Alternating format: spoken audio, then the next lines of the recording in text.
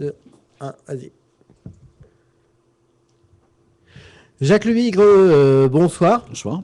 Vous êtes secrétaire départemental de l'UMP Essonne, donc soir important. Ah oui, et puis ça commence bien, parce que sur les 16 maires sortants qui n'avaient pas de candidat contre eux, on en a déjà 12 qui sont sûrs d'être élus avant même de s'être présentés dans les électeurs. C'est-à-dire ? Vous savez, il y avait 16 communes dans lesquelles il n'y avait pas 2 listes, donc il n'y a qu'une seule liste. 4 listes de gauche qui, elles aussi, sont élues dès le premier tour, avant même le premier tour. Il suffit qu'une personne se déplace. Et 12 de droite. Alors, c'est un petit signe du destin, mais c'est un clin d'œil. Mais est-ce que c'est bon pour la démocratie, le fait qu'il n'y ait qu'une seule liste ? Alors, vous avez raison de poser la question, si je puis dire. C'est un vrai problème, et on a bien vu la difficulté à la fois dans ces communes, par exemple, d'avoir des gens qui se présentent contre, ou en tout cas qui expriment une opinion différente. Et deuxièmement, on a vu le mal que certains ont eu en France, et y compris dans l'Essonne, il ne faut pas se cacher la réalité, pour constituer des listes. D'ailleurs, quand vous analyserez les listes les unes après les autres, c'est interminable, parce que vous avez 196 communes et il faut regarder pointer tous les noms, vous apercevez qu'il y a souvent le cousin, l'épouse, un enfant, etc., pour compléter la liste. Donc on est devant un véritable problème de société pour plusieurs raisons. La première, et j'en suis un exemple flagrant, tout autant d'ailleurs que le maire de Corbeil-Essonnes ou le sénateur, que vous connaissez bien, c'est qu'on nous attribue tous les maux de la terre et que ça devient de plus en plus difficile de supporter, quand on est maire, les attaques, les outrecuidances des uns et des autres. La deuxième chose, c'est que c'est pas payé. Quand vous êtes maire, et notamment dans les communes moyennes, que vous êtes souvent, comme le dit une enquête récente... Vous avez une indemnité de mandat, quand même. Oui, l'indemnité, elle est dérisoire. Quand un retraité de la fonction publique, puisqu'ils sont majoritaires, enfin, ils sont en très grand nombre dans les maires, quitte la fonction publique, on lui donne pour une commune petite ou moyenne entre 550 et 800 euros par mois. Cette indemnité, je l'ai bien connue à une époque, c'est pas une indemnité, ce n'est plus une indemnité maintenant, ça rentre dans votre déclaration de revenus et c'est imposable, ça vous fait passer. Oui, mais généralement, les personnes qui sont dans un conseil municipal ne font pas que ça, elles ont une activité professionnelle à côté. Bon, donc c'est quand même une indemnité qui est en plus et qui est pas négligeable. Il est important, pour conserver un réel contact avec le terrain ou le monde du travail, d'avoir aussi une activité. On ne peut pas imaginer qu'il n'y ait que des retraités qui s'occupent des communes. Mais il n'en est pas moins vrai que les indemnités sont dérisoires. Je me souviens que quand j'étais conseiller municipal délégué, parce qu'il n'y avait pas de place pour que je sois adjoint au maire, on me donnait 200 euros par mois. 200 euros, ça payait à peine l'essence que j'utilisais pour ma bagnole. Bon. Alors, c'est vrai que dès qu'on monte d'un cran, je ne sais pas, ici par exemple, combien on donne à Courcouronnes, à Bondoufle, c'est des indemnités qui sont relativement modestes si vous ne faites que ça.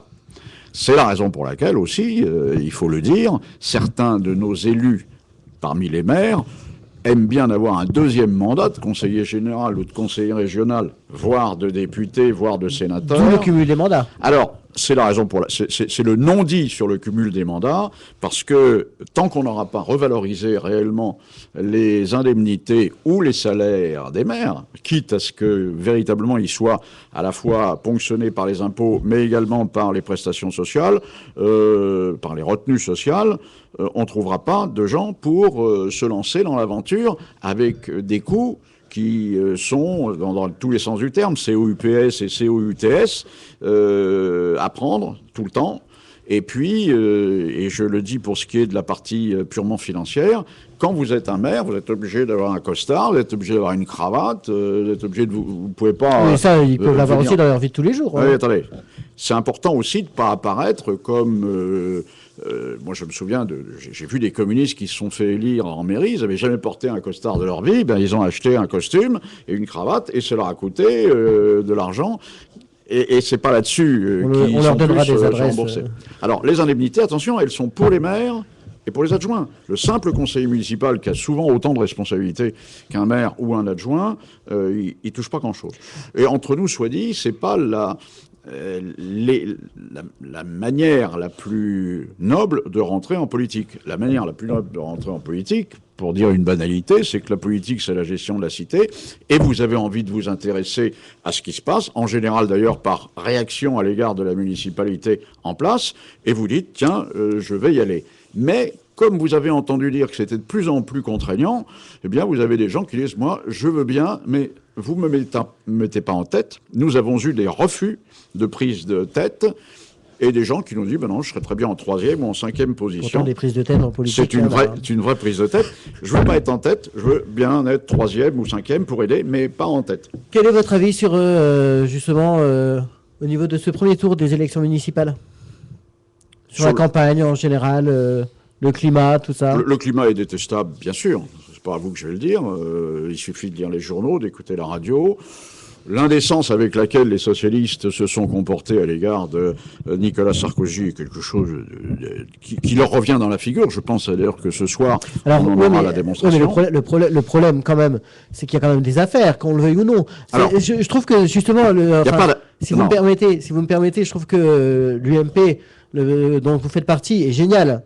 Est génial parce que vous savez allumer des écrans de fumée, c'est-à-dire en disant oui, mais le PS, le gouvernement, il gère ça très mal, mais au fond, il y a quand même des problèmes qui sont sérieux et qui sont générés par la personnalité de Nicolas Sarkozy ou d'autres personnes. Donc moi j'ai pas d'éléments de langage, puis j'ai pas un mémo pour répondre à vos questions.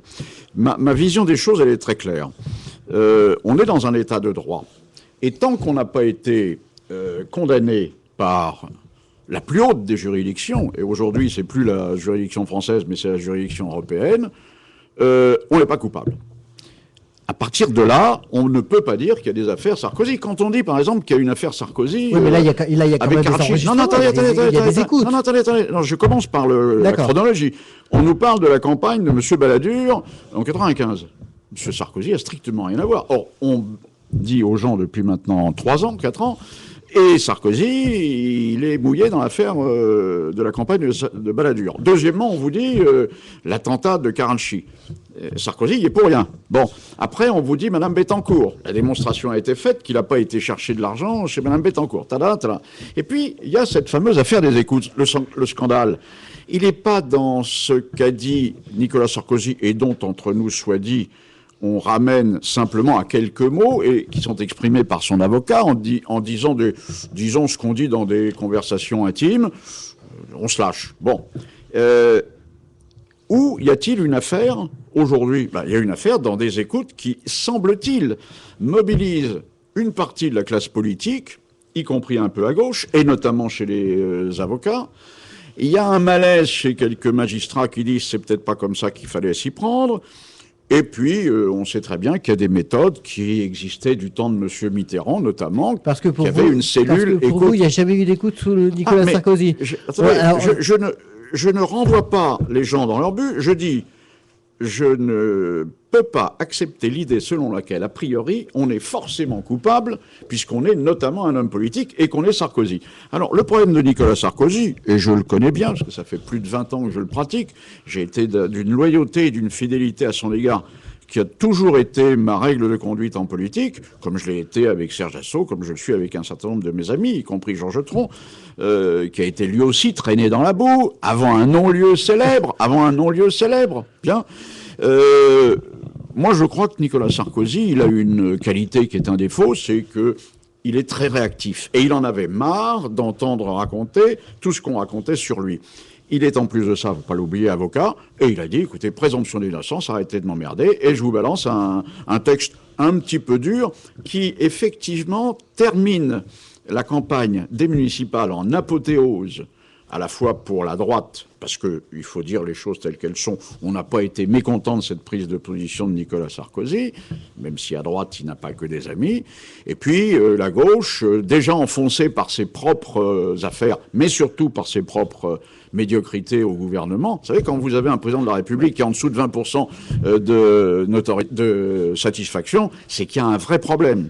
Donc, vous me posiez la question de la campagne. Ben, la campagne, elle a surtout été illustrée par des choses pas très glorieuses, et notamment venant de nos adversaires. Et en Essonne ? En Essonne, il ne s'est rien passé, sauf aujourd'hui où nous découvrons qu'à Corbeil-Essonnes, il y a des pratiques qu'on pensait oublier et qui sont celles des communistes. Effectivement, alors le Corbeil-Essonnes, donc depuis 2008, il y a déjà eu 4 élections municipales. Oui, enfin, il y a déjà eu, oui, c'est la 4e. 2008, c'était la première, 2014, c'est la dernière. Il y en a eu 2 en plus, il n'y en a pas eu 4. Au total, on est à la 4e, oui. Et j'ai l'impression que c'est difficile à Corbeil de réussir à faire une élection. Oui, c'est difficile. C'est difficile, y compris parce que vous parlez à quelqu'un qui a été tout à fait logiquement, dans le cadre d'une affaire, interrogé par la police, dans des conditions d'ailleurs extrêmement courtoises et rigoureuses, mais courtoises, et qui retrouve le lendemain de mon d'intervention devant les policiers, on retrouve in extenso... Vous avez été mis en examen. Oui, bien sûr, mais c'est dans les journaux, ça. Oui, on retrouve in extenso, mise en examen, ça ne veut pas dire coupable, hein, je vous rappelle. Bien sûr, oui, non, mais... Mise en examen, mais on retrouve in extenso ma déposition. Ça veut dire qu'il s'est passé quelque chose chez les policiers, à qui j'avais dit, j'espère qu'on ne retrouvera pas ma déposition dans les journaux demain, et les magistrats. Je suis obligé de mettre en cause la chaîne policière et judiciaire. Je le fais avec courtoisie, parce que je pense que j'ai en face de moi des policiers et des magistrats qui sont des gens, des vrais professionnels, qui font bien leur travail, et j'ai pas besoin de leur reprocher, puisque moi, de toute façon, je sais que je suis dans cette affaire très à l'aise. Mais mon souci, c'est qui a pu obtenir, chez Libération, des informations venant des policiers ou des magistrats. Et quand je dis qui, en général, c'est rarement gratuit, des opérations comme celle-là. Et je m'arrête là. Hélas, je n'ai pas la réponse pour vous. On n'est pas Libération. Néanmoins, vous parliez de ce qui s'est passé aujourd'hui, notamment au niveau des élections municipales de Corbeil. Est-ce que vous pouvez nous en dire plus ? Alors, je vous dirais que j'ai beaucoup pratiqué Corbeil-Essonnes. Pendant 30 ans, je me suis battu pour essayer de sortir cette ville du communisme avec Serge Dassault, et nous avons gagné au bout de 18 ans de bagarre, mais nous avons toujours rencontré derrière nous, toujours, les communistes en embuscade. La preuve, c'est qu'ils sont un petit peu à l'origine de nos difficultés actuelles, parce que ça fait bien quand même de pouvoir faire mettre en examen le maire de la commune, le sénateur qui a été maire de la commune, Jacques Lebic, qui a été vice-président de la communauté d'Aglo, qui a été adjoint au maire. Ça fait bien. Bon, aujourd'hui, ça se retourne un peu contre eux. La faible participation de ce jour... On est à 45% à 18 heures. Voilà, vous vous rendez compte ? La faible participation aujourd'hui, ça veut dire quoi ? Ça veut dire que les gens de gauche ne sont pas allés voter. Il ne faut pas se cacher la vérité, puisque la ville de Corbeil-Essonnes... Est-ce que les gens de droite ont aussi été votés ? Attendez, j'en sais rien, on verra tout à l'heure, on verra ça dans un quart d'heure. La ville de Corbeil-Essonnes, elle a voté très majoritairement pour François Hollande aux élections présidentielles et très majoritairement pour Manuel Valls, qui fut mon ami et à qui je lance ce soir sur vos ondes un appel pour que nous nous réconcilions, parce que je ne vois toujours pas pourquoi il ne me serre plus la main. Je suis pas un pompier comme c'était le cas il y a 2 jours, mais je suis quelqu'un qui était son ami. Je ne comprends pas. Alors, la ville de Corbeil a beaucoup voté pour Hollande. Il n'a pas une mise en examen, puisque vous parlez tout à l'heure de vos amis, Nicolas Sarkozy, Georges Tron. Je crois quand même que ça dépasse ça et qu'il y a peut-être quelque chose derrière. Je n'ose pas imaginer le pire. Je reviens sur cette comparaison. Présidentielle et législative, carton de la gauche à Corbeil-Essonnes, et là, apparemment, les gens ne viennent pas voter. Donc ça veut dire quand même que c'est plutôt les gens de gauche qui ne viennent pas voter. Mais dans un quart d'heure, on sera fixé sur la participation définitive, et dans 1 heure, un quart, on aura les résultats sur les listes qui sont présentées. Alors, il y a eu aujourd'hui, semble-t-il, d'après les propos qui m'ont été rapportés, mais je crois que ça se recoupe, un incident violent entre des socialistes et des communistes. C'est-à-dire ? Apparemment, il y a eu une échauffourée devant un bureau des Tarterets, le bureau 17 et le bureau 11, qui sont, le bureau 17 un bureau très calme, c'est celui des quartiers pavillonnaires, le bureau 11 c'est celui des collectifs HLM, mais les gens qui viennent sont des gens bien. Je ne sais pas pourquoi, il a pris soudainement aux socialistes et aux communistes, et apparemment il y avait les vedettes qui étaient là, l'envie de se dire des mots désagréables.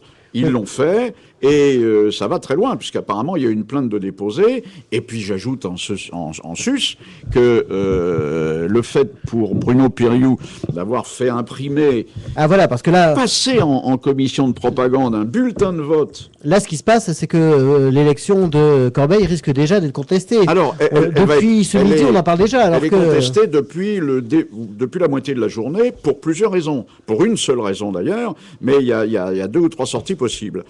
Premièrement, il y a une jurisprudence constante dans ce domaine, et nous en avons fait les frais en 2009, puisque Jean-Pierre Bechter avait trouvé le moyen de mettre secrétaire général de la Fondation Serge Dassault pour les handicapés, et notre élection a été annulée, et il a fallu repartir au combat en 2010. Eh bien, il y avait d'ailleurs une jurisprudence sur Le Pen. On n'a pas le droit sur un... Alors c'est marqué en gros dans le code et dans toutes les recommandations, on n'a pas le droit de se recommander à un politique. Qu'est-ce qu'il fait, Piriou, qui décidément est encore plus mauvais que je ne l'imaginais? Qu'est-ce qu'il fait? Il met Aline Marty, qui fut mon adversaire dans une élection il y a longtemps, ancienne conseillère générale et ancienne adjointe au maire de Roger Combrisson. Interdit. La loi l'interdit formellement. Boum. Donc, depuis la mi-journée, ça téléphone de tous les côtés, parce qu'il y a 2 possibilités. Ou on dépose un recours si on n'a pas gagné.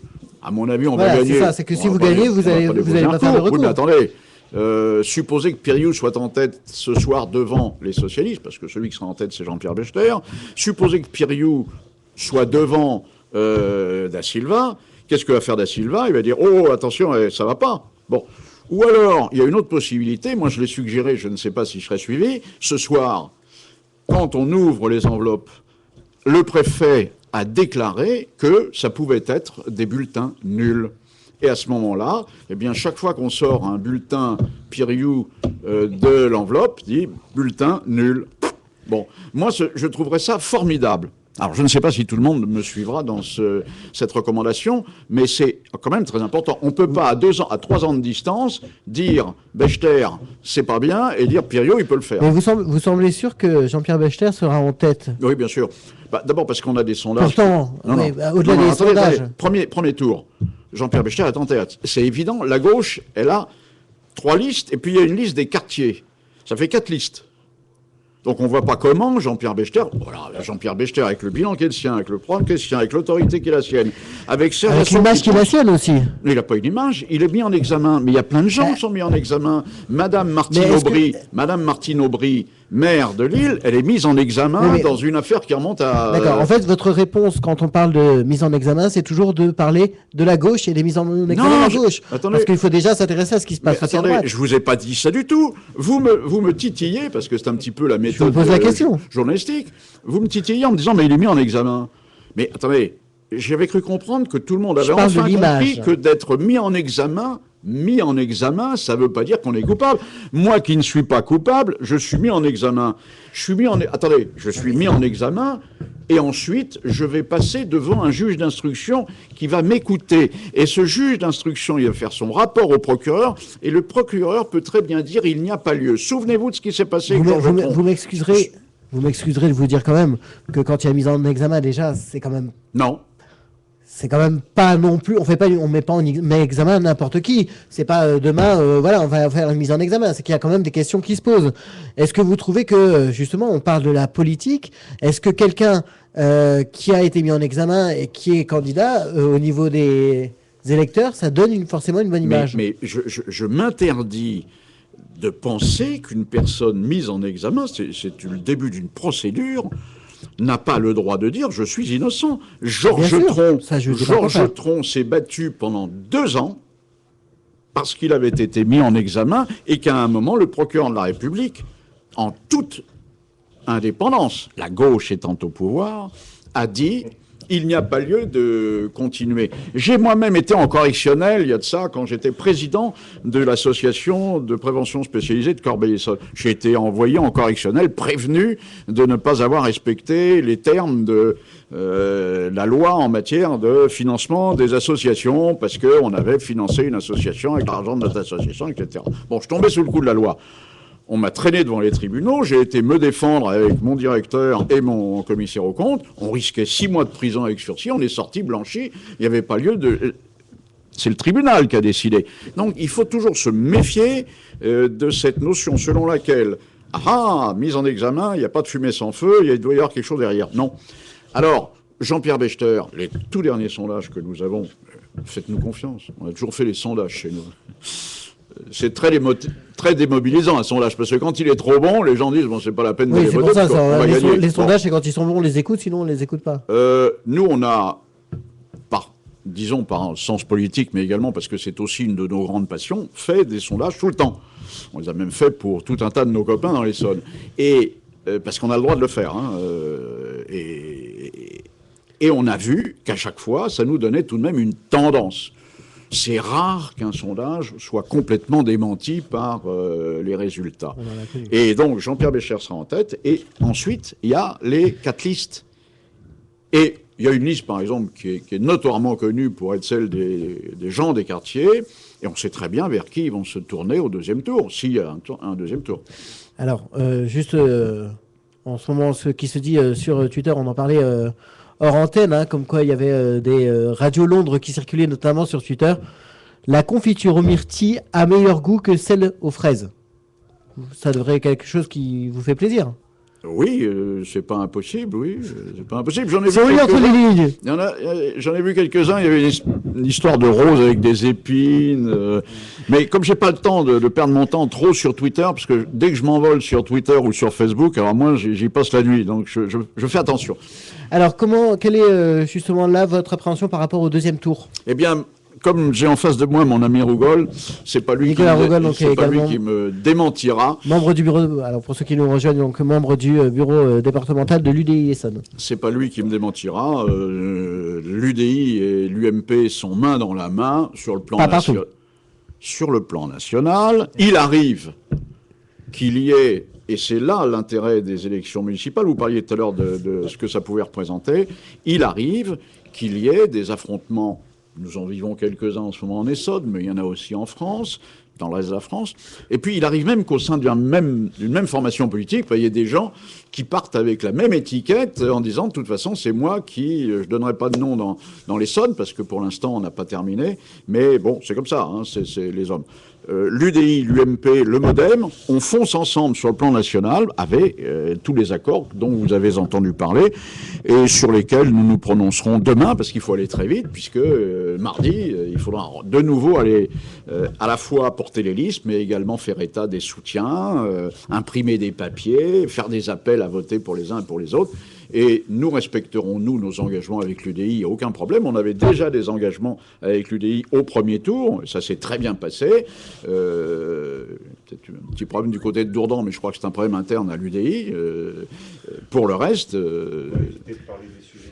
On aura l'occasion d'en revenir juste après. C'est les hommes, là. Vous voyez, c'est pas de la politique, là. Le type qui a un souci, il n'a rien à voir avec la politique, son souci. Il se rend compte que c'est un univers dans lequel il n'aurait peut-être pas dû aller, voilà. Donc votre souhait pour ce second tour ? Mon souhait pour le second tour, alors d'abord, c'est la première chose, c'est pas un souhait, mais c'est déjà de dire, il y a des gens formidables qui se sont emmerdés toute la journée aujourd'hui, qui vont recommencer la semaine prochaine. Donc chapeau aux candidats, chapeau aux militants, parce qu'ils font un vrai travail. Mon deuxième souhait cette semaine, c'est qu'on ait quand même une semaine sereine entre les deux tours. Il fut une époque où c'était pas des semaines sereines. Vous savez, moi j'ai connu l'époque des battes de baseball et des barres de fer dans les années 80. Bon, c'est fini. Heureusement, mais on utilise autre chose maintenant. La rumeur qui tue, l'utilisation de déclarations, etc. Et je pense qu'on devrait arriver à 98% demain avec l'UDI à régler nos problèmes. Troisièmement, ce serait bien pour la démocratie que la semaine prochaine, tous les gens qui ne sont pas allés voter aujourd'hui fassent un effort. Et je pense notamment à ceux-là, je fais un appel aux jeunes des quartiers que je connais bien, parce que je m'en suis beaucoup occupé, on me l'a assez reproché, mais si c'était à refaire, je le referais, qui ne sont pas allés voter aujourd'hui pour dire on va sanctionner le gouvernement et puis on ira voter la semaine prochaine. Je le regrette. Ils pouvaient aujourd'hui sanctionner par un bulletin nul, par un bulletin blanc. Ils auraient pu le faire, parce qu'ils sont comptabilisés quand même si le bulletin blanc... le vote blanc sera officiellement reconnu à partir du 1er avril. Voilà, mais sur proposition de l'UDI d'ailleurs.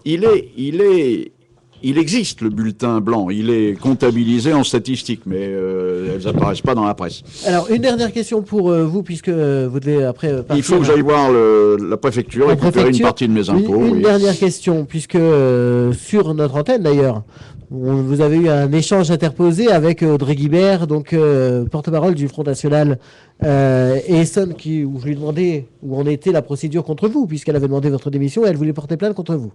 Donc elle m'a dit que c'était vous donner trop d'importance. Oui, écoutez, je ne vais pas revenir comme ça pendant 107 ans, je ne vais pas alourdir votre émission, puis il faut que je laisse la place à mon ami Nicolas. Non, mais ce cas, c'est que quand même, le Front National... Le Front National m'a déjà fait condamner. J'ai été condamné il y a de ça une vingtaine d'années parce que je l'avais traité de nazi.